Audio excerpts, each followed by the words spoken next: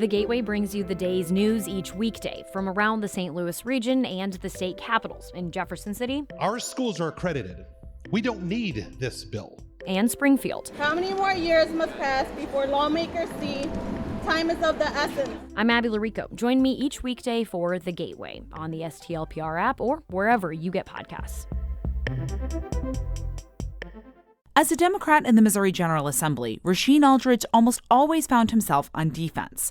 Now, as part of a growing progressive bloc at the St. Louis Board of Aldermen, he says he finally feels like he can get stuff done. The 14th Ward Alderman joins us next on the latest episode of Politically Speaking. Let's hit the music. This is Politically Speaking, the definitive show about politics in the St. Louis region. I thought this was an opportunity to have a new voice in that seat. And the decisions I make in county government allows me to help people in large groups, and I enjoy it. We're not using it as a wedge issue. We're using it more as a, what's right for the region conversation. We need to know what the issues are in our communities in order to address them. Because people want to see change, and they want to see a St. Louis that works for everyone. Some days I need the credit, most days I don't, but most importantly, I have to be able to control how this environment is going to evolve. We knew that in races that have multiple candidates, the only way you win is in the streets.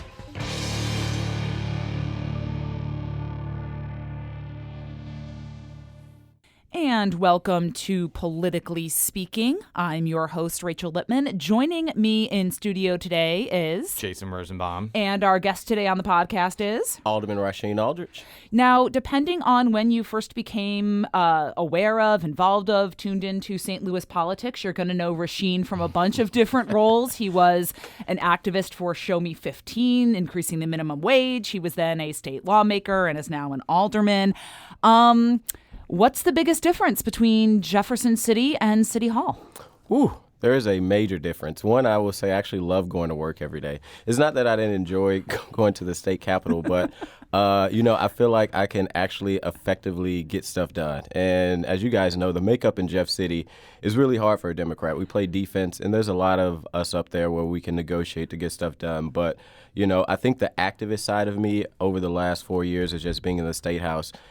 For me, getting involved was really after the death of Mike Brown and just seeing how we needed local people to really do things for constituents and be like a voice to help educate and move them throughout the process. So I felt like while I was to some extent able to do that on the state level, is nothing like they say like local politics. Local politics matter. So being able to be home every day, which the calls are a lot more heavier, constituent calls, they call you about everything, but it's more of a joy to be able to, I call it the 3 E's, educate, engage, and empower people, especially in the ward that I got, to be able to help them get to a spot that they're not and also move the community forward.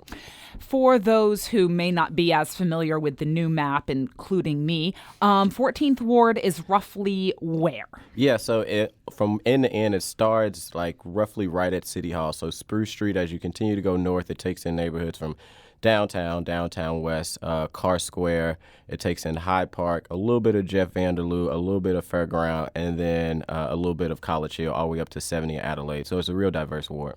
And how did that roughly kind of correspond to the boundaries of your old 70, well, I know the boundaries changed, but your old 78th district? Yeah, I mean, the 78th also was very similar because it went as far up to about Hyde Park. It didn't go all the way to 70 Adelaide, but it went as far south to Cherokee Street. So it had everything in between when you talk about diversity, you talk about economic diversity. Downtown is a lot more economically powered, maybe compared to North St. Louis or to Cherokee Street. So it's still a very diverse ward that I kind of represent on the state level. Architecturally speaking, is City Hall or the State House the more impressive building? Well, since we don't have AC in the chamber, I will always take that in the summertime. I think they're both beautiful buildings. I think they both have their own kind of touch about them that just makes them a beautiful place. But I really did enjoy walking the Capitol halls late at night when everyone was gone, like 7, 8 o'clock.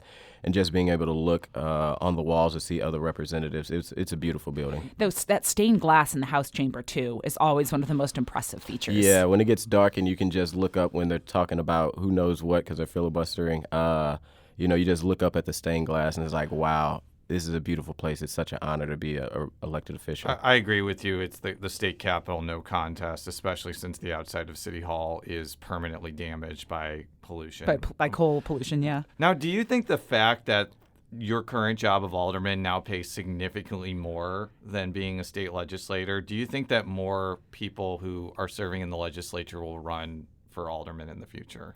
I think so. I think more people in the state legislature will run, but I think also it opens up a pool of high caliber people that could run for these seats. I know I said that on the first day, and some of the previous alder people that was there are still there and that was there before took it as a shade. But I just think, public service is I think people don't go into it for the money. Maybe some people do.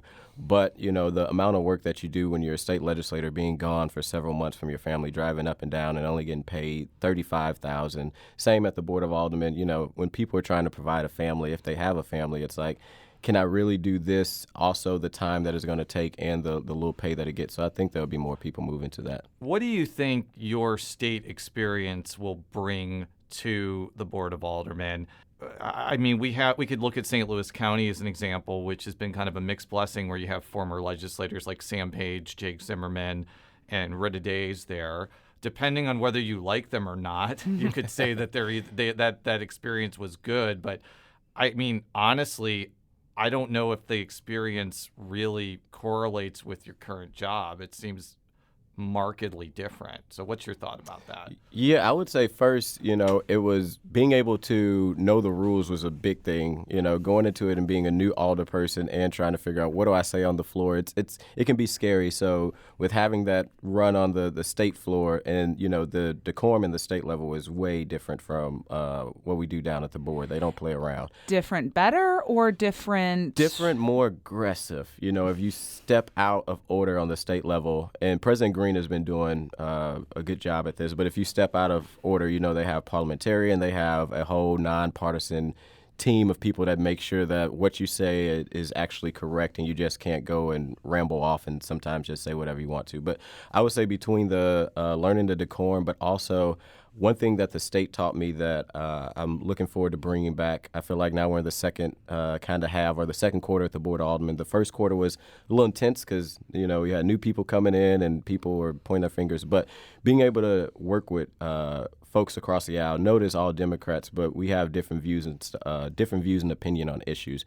And that's one thing I had to learn in the State House. Being a Democrat is being able to go across the aisle, listen, and figure out where is that medium that we can meet in to actually get the goal that we want to accomplish. So I think really that negotiation and building relationships that I learned on the state level is going to be able to help me even in a city full of Democrats, which we don't always agree. You got different levels, the progressives, moderates, whatever they want to call, but we're all in between. Anyone who has watched the Board of Aldermen knows that y'all don't agree on issues. We're getting better. That's true. I do. That is true. Better. One of the things that has been really kind of dominating the city news lately, political, et cetera, are the issues at the City Justice Center downtown, directly across from City Hall. You and other members of the Public Safety Committee went on a tour of the jail kind of right before this recent spate of issues. You've had inmate deaths, a hostage taking. As you kind of look back on that visit, in hindsight, do you guys think you missed anything or didn't ask the right questions? Or I will say first, I'm so glad to serve on the committee with everybody, but especially to serve with Alderwoman Sonia and Alderwoman Daniela Velasquez. All three of us come out of Ferguson, and I think we just have a different view of how we look at injustices in our city. And when the detention facility oversight came in front of the committee before we went in, I know three of us took this very serious, as well as the chairman, Brett Narayan. But after seeing that video that circulated on Twitter of inmates getting maced and just being abused for no reason, it was like we have to act and do something. I definitely wish that we communicated a little bit more with the detention facility oversight to just be clear of what we need to see. We was hearing a lot of rumblings of what's a problem, like the holding cell or the lock still not being fixed. But it would have been good to really dive into having a conversation with them on what we need to check out in the facility. I feel like that could have been an opportunity where we could have just potentially held the commissioner more accountable. But we'll say there's some legislation I'm working on that will be filed this week that will, as I've been meeting with the Detention Facility Oversight Board and the president, to actually hopefully address some of their concerns of why they haven't been able to get in. Do you think there is enough support? And if I'm remembering correctly from, the conversations members of the board have had, it's among them making it easier to get outside counsel to help them move stuff along. Is there support among your colleagues and, most importantly, Room 200, the mayor's office, to get that all to fruition? Yeah, I mean, I know every person on public safety, when we had that committee hearing with the DFOB, everyone from even Alderman Oldenburg, Alderwoman Keys, and Clark Hubbard all agreed that we needed to do something. We recently put out a statement that myself and Alderwoman Saunier kind of was charged with, or we was going to do anyway, but we was like, let's open it up to all our public safety committee members, and they all agreed on the statement of like something needs to happen. There's action. There's too many deaths happening in these facilities, especially back-to-back and a hostage situation. So I'm very confident members who are not on public safety also will support the legislation, as I've spoke with them. And I'm not sure what Room 200 is going to do. I've let the mayor know that this is coming down the pipeline. I do believe she wants more transparency, and I think that's what is really coming down to, transparency. And the city councilor who has kind of been stalling things. I don't know where she'll fall in that because they're a cabinet member, but we got to do what's right to actually move this board forward. Is public safety a majority of the board members? Like, could the members of public safety alone get the bill across at least the initial finish line? I think it's about 7 of us. No, so you just need the president. Yeah, there you go. And I think we got the president on board. But yeah, I think public safety could. And I know there's Alderwoman Kara Spencer. This is something that she said she cares about and, really want to dive into and look into. So I think we'll have more than even majority. What do you think is driving the current issues at the jail?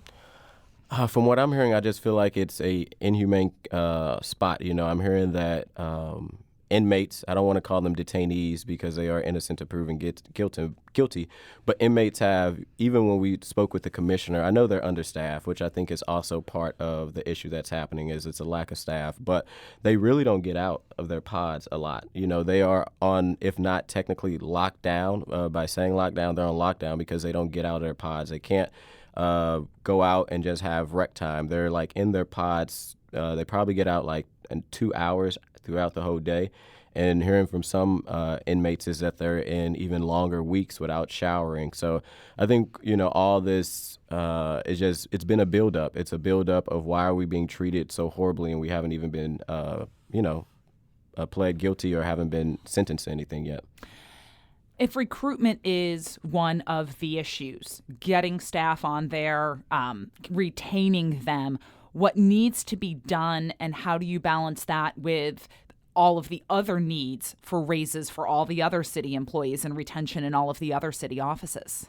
Yeah, so I'm having conversations with Paul Payne, the budget director, to figure out where is some of the fat in the budget that we can cut. Because I do think, and I commend the mayor, she's been doing 3% raises over these last few years to try to get city employees up. But there is, one thing I noticed with being on budget, just not on a state level, but here locally is, locally we've been allocating a lot of dollars to certain departments, and I can just say like the police department. And what we're seeing is a lot of that money at the end of the year is just going back in general revenue. So how can we strategically, use funds that are actually going to be utilized to, in my opinion, I think recruit and maintain correctional officers, which we haven't been able to because we're not paying them enough and we're not really giving that budget item enough attention like we always look at. When we talk about public safety, it goes straight to policing. Do you know what the starting salary for a corrections officer is? I do not. I think I want to say probably 35, if not 40.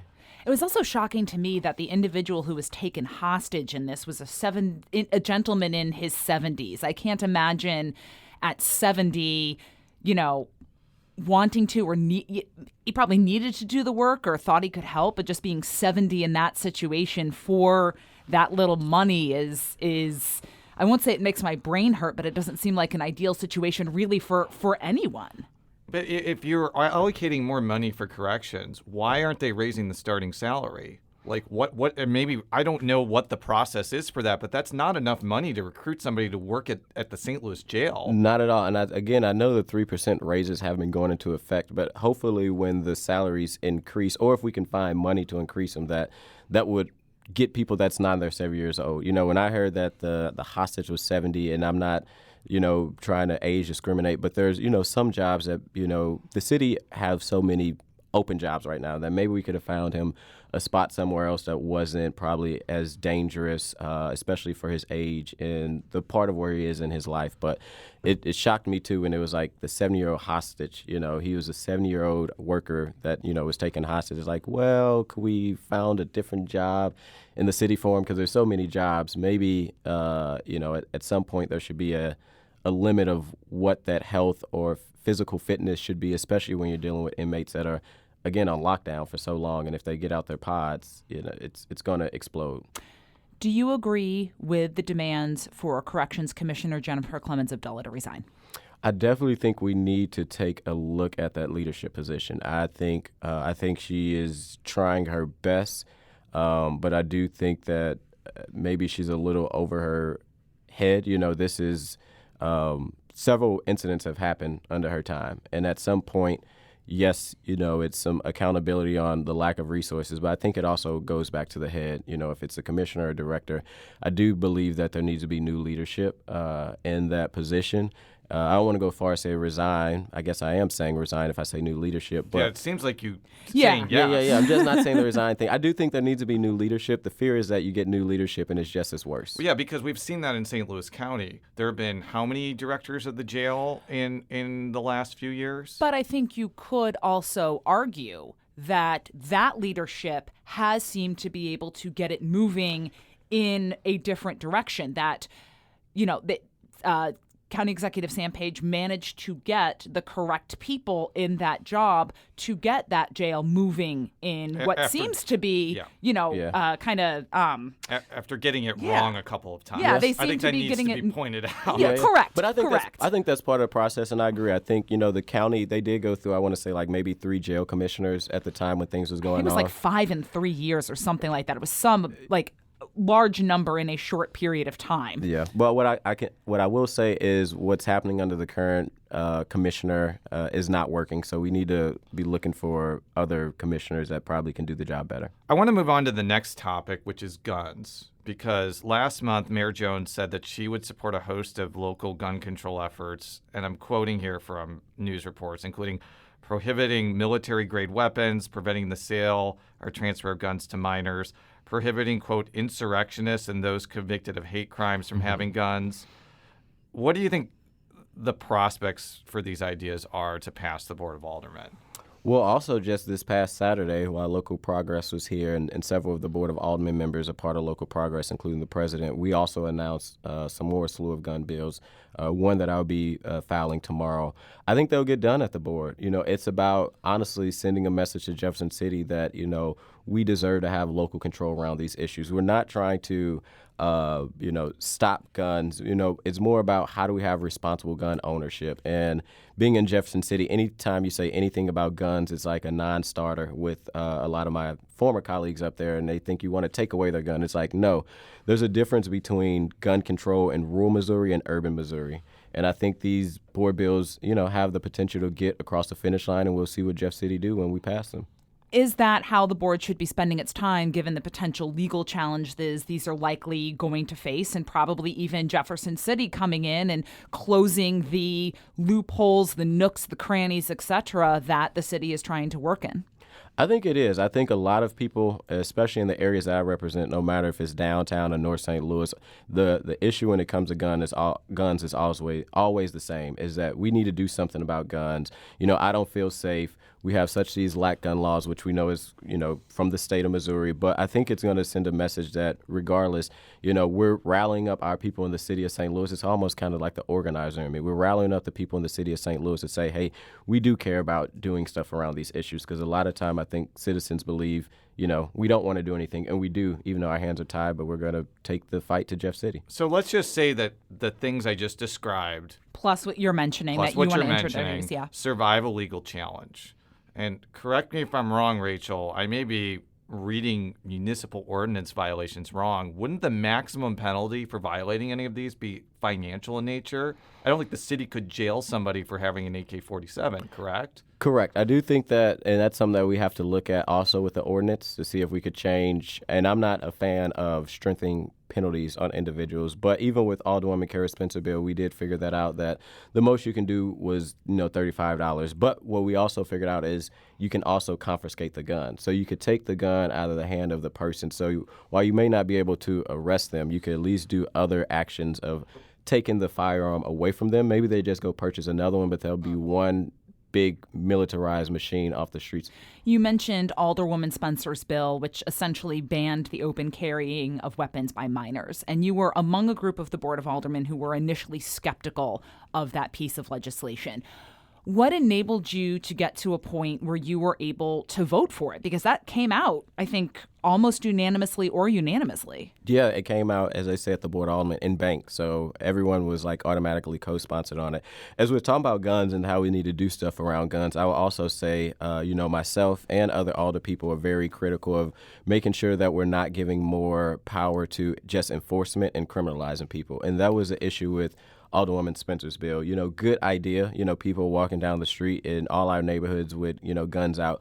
But who is that going to affect? And that was one of my concerns. It gave me stop and frisk vibes, even though city councilor said that it won't do that. But it's still the intention of the bill may be good, but how's it going to be executed? So I got to give credit to Alderwoman Spencer. We held our feet to the fire and was like, we cannot pass this the way that it's standing unless there's some type of meet in the middle. And we was able to do the Right to Know bill, which I ended up sponsoring, which as we were giving police officers more tools to try to address the needs in the city, we also understand that there's a group of people in the city that still feel like they can't trust law enforcement. So what the Right to Know bill did was bring some transparency within the police department. And I know that this board, some of us are a big believer, if we're going to do enforcement, we have to do transparency. We can't give one group too much power, especially being the city after what happened, not in this city, but the region of Ferguson. We have a responsibility to look at these issues in an equitable way. And I think originally her bill didn't pass an equitable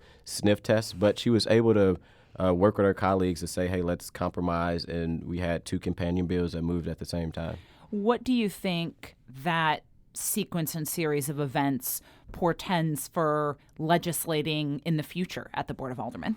I think it shows that we can negotiate, and that when these hard issues happen in the past, when I used to look at the board, we don't have to air it out on the floor like a WWE match, that we can go in our little small offices that we have and be able to say, hey, look, I got an issue with it just from a different place that I come from in life. And I'm not trying to stop your bill, but how do we work together to get it to a spot that works for everybody? Because I may have an idea that may work for Carr Square, but it may not work for the Hill area where Alderman Vollmer is. So I think it showed that, we were able to, because our bill didn't move for a very long time until we had those conversations and came up with a companion bill. And then even when mine's lost suspension of the rules, she put hers on the informal calendar to show that we're moving these together. So I think it showed that the Board of Aldermen is not in the past. We're willing to negotiate and work together. How much do you think any of that initial opposition was driven by the fact that Spencer may run again for mayor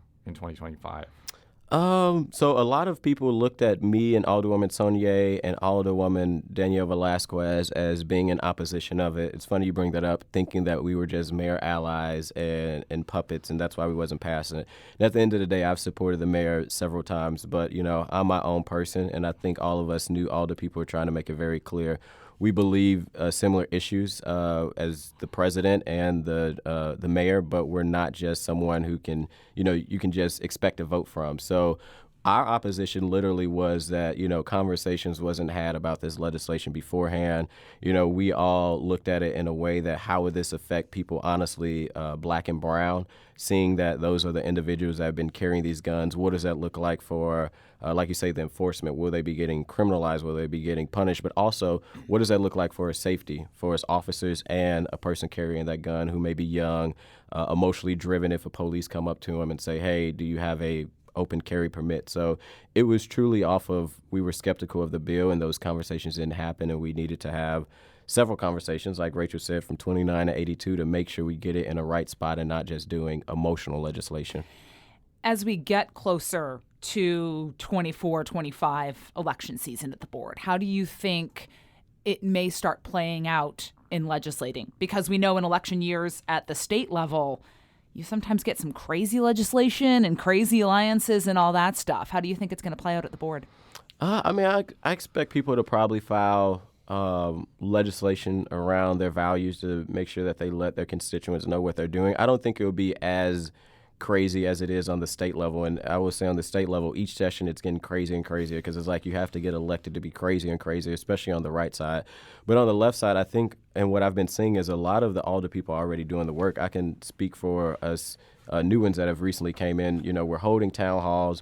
We're trying to get engaged. We're working on legislation that is really like addressing things that haven't been addressed in the city. So I think a lot of folks that will be running for office will already have a track record of legislation that they pass. But, you know, it's politics. So as it gets closer, I do expect people probably to make sure if they didn't get something done before their election come up, that they make sure that comes to the Board of Aldermen.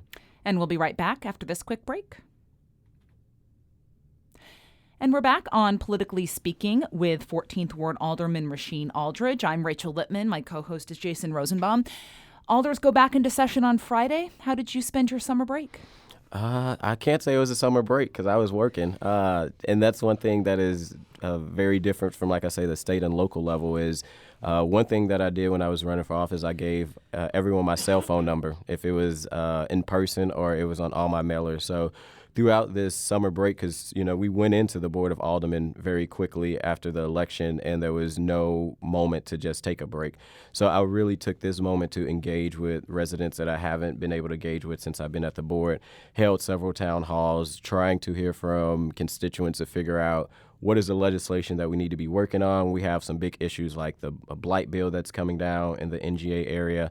So it really wasn't a break, but it was time well spent of being able to reconnect with residents since the campaign, which I wasn't able to since being at the Board of Aldermen because things have just got busy and trying to learn that whole system down there. It's literally 2 weeks between election and swearing in. There is not a long ramp up there at all. And there's no bluept to how to do it. So when you get in, it's just like, all right, you're in, and constituents are calling you already. They're calling you even before you get in office, talking about the tree is down. It's like, well, who's at forestry, who's a commissioner, you know, like stuff like the constituent service things that are important. But no break during the summer break. I'm sure I'll try to take one around March, around my 30th birthday, though. There you go. St. Louis County, St. Charles County are both considering property tax relief for senior citizens using state legislation that passed during the last session. Is this something that the city of St. Louis will and should consider? I think we are already considering it. I know there's a bill Alderwoman Spencer is carrying that's considering it, and then I think there may be another bill because I think some people are looking at her legislation and saying it's not really mirroring exactly what the state statute ordinance says. I know that she is trying to look at it to make sure it really affects our most vulnerable community.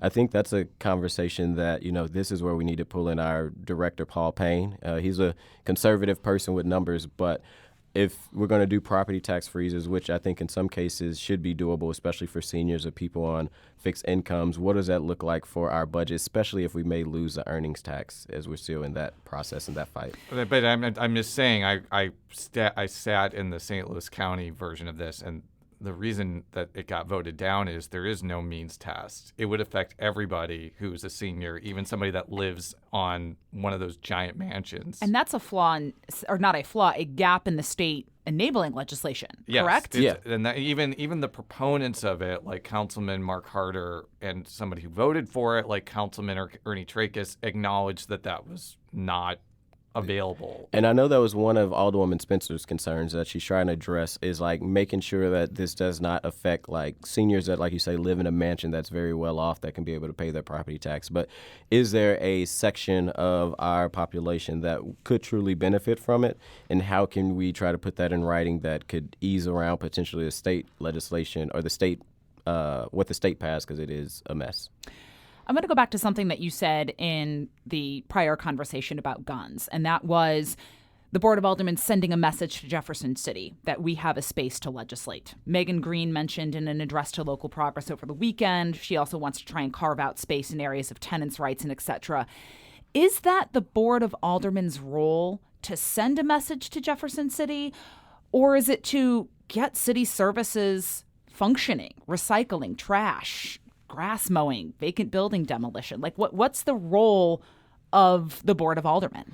I think it's both. I feel like historically the Board of Aldermen, previous legislation, they always focus on just stop signs and speed humps and big development bills. I think it's, we can walk and chew gum. I think it is making sure we do focus on city services, making sure when we're looking at the budget, as the Board of Aldermen have that ability to do, is where is the gaps to make sure that, like you say, trash is being picked up properly, to make sure that all these potholes that, we all constantly hit when you're driving throughout the city, how do we make sure that the streets department is well funded? But I think the role of the Board of Aldermen is to pass legislation. We are legislators, and I think for so long we've moved away from that, and we focus solely on constituent services. I think it's, we have to do both. And I think, when you have Jefferson City constantly trying to tell St. Louis what to do, like now they want to, again, attack the earnings tax, it is also our role as a municipality, which is a big economic engine for this state, to say, no, this is what we want to see done in our city, because we know our city. We're not the rural Republicans that are just coming down to St. Louis for a Cardinals game or a Blues game. Like, we live here. We have to deal with the gunshots. We have to deal with the violence. We have to deal with the trauma, and we have a better solution of addressing those needs. So I think it is passing legislation to let Jeff City know this is what we want to see, and also doing stuff at the ballot, which I know things are moving that hopefully will allow municipalities to do certain ordinance and legislation. But it's also focused on constituent services. It's a mix of both, and we have to definitely stay focused on the legislation that impacts people's lives as well. How would you like to see the settlement over the departure of the St. Louis Rams spent? That's a good question. It's a lot of money. So what I've been doing is I've had 3 town halls just in the little time that I've been there. And at the last one, the Board of Aldermen just opened up this really cool kind of resident interaction website where residents can get feedback on what they want to see. So first, I would love to continue to engage on the 14th to figure out what are the needs, and that's different. Like I said, I got from downtown and North St. Louis. What are the needs that people want to see? I think the biggest thing that we need to do with it is, in my opinion, I think we can use a lot of that money for infrastructure as well as the 911 system. I know that we got some money from the state. I know that the city is committed some money, but, going back, public safety is people's number one issue. And to be honest, our 911 system is a hotmess.com. You call 911 and you sit online for a long time, or even if you get somebody, you may get a voicemail. So I think really putting a lot of that money to speeding up that 911 system would be important. And I think also we need not to spend it all right now. We can put some in an endowment where the city can continue to generate money on it. We need to come up with a plan and not just throw this money out there off of just all the ideas that people are saying. I think we need to be strategic about it, because it's unlike the ARPA money. We don't have time on this, or we can be able to recuperate more money if we put it in a fund where it can generate more money. How are you making sure that all of your residents, maybe not those who are, as much online as we are, who aren't, all of them give their input, not just those who are more civically involved? So outside of putting it on my social media and Twitter, I also do a weekly newsletter. When I go out to town halls, people that have emails, I have them sign up for the newsletter that I send out every bi-weekly. I try to do weekly, but it's kind of busy, so it's bi-weekly, which that's been included. At the recent town halls, I printed off a QR code so that people can scan it. We now have these cool little business cards that we got from the Board of Aldermen. So when I'm out in the community, I'm passing out the business cards where people can either do a paper survey, where they can either get that from the board or contact the alderperson to get it, and we will manually put it in, or be able to do that QR code. So really meeting people where they are. In the next few days, I'm going to be going on my senior tour, what I call going to each senior building in the ward, knowing that they can't get out in the ward or get out to some of these meetings, maybe due to access of transportation or their health conditions. So I'll be bringing these QR codes and business cards and paper surveys directly to them so that their input can also be part of it. Because I do think, like you say, it's important that we touch people that do not have internet access. And it's a lot of people out there that's not in the know, that may not follow certain Facebook or Twitter pages. Or just aren't on Facebook or Twitter, and you know what? Good for them. Or them. X. We keep saying Twitter. It's X. Twitter. You know what? We're St. Louis. It's Twitter. There we go. It's like Breadco. So let's switch gears to politics.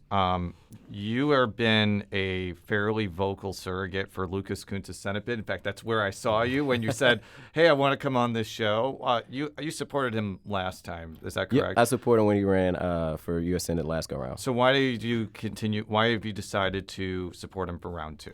You know, I support those that have truly been there for me and people that I believe in their mission and their values. And one thing that really excited me about Lucas was when he first ran, and I was at first leaning toward Spencer, being in the progressive wing. Spencer Toder, not Kara Spencer. There's a lot of Spencers at play here. Spencer Toder. But I was leaning towards him. But, when I heard Lucas and some of the issues that he was standing on, one thing is our Democratic Party we need excitement, and he brings that excitement. He gets you kind of fired up. I was joking with him. I was like, you give me Obama vibe, because he when he was out there speaking, he came to Old North or we knocked doors in North St. Louis, the way that he would just connect with people. He wasn't afraid, no matter him being a white male in North St. Louis, he wasn't afraid to have those hard conversations. He come from a different walk of life, but similar issues of living in Jeff City, not single family, but family that, didn't have much.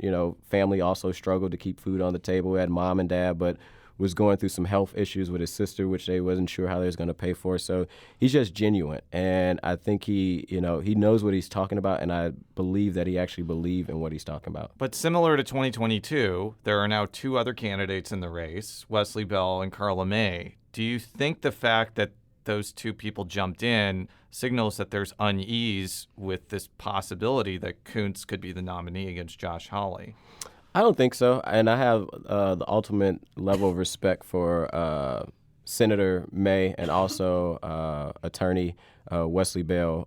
However, I think, I really think the moderate or the Democratic establishment really got behind Trudy Bush Valentine last go around and kind of closed the doors for others to get in, which Lucas had already got in. So if they wanted to, I think it was probably people telling them, hey, get out. And I think this was an opportunity. I know Senator May was thinking about it, but as I spoke with her, her time in Jeff City and trying to get budget stuff done, it wasn't the right timing. So I think it was the right timing for her. But what I do believe is I think Lucas has been able to set up a machine and really set the foundation for him to be able to win all the work that he's done off his last run. Politically Speaking is a product of St. Louis Public Radio, which is a service of the University of Missouri St. Louis. You'll be able to find this episode and previous ones at STLPR.org or wherever you get your podcasts. Until next time, so long.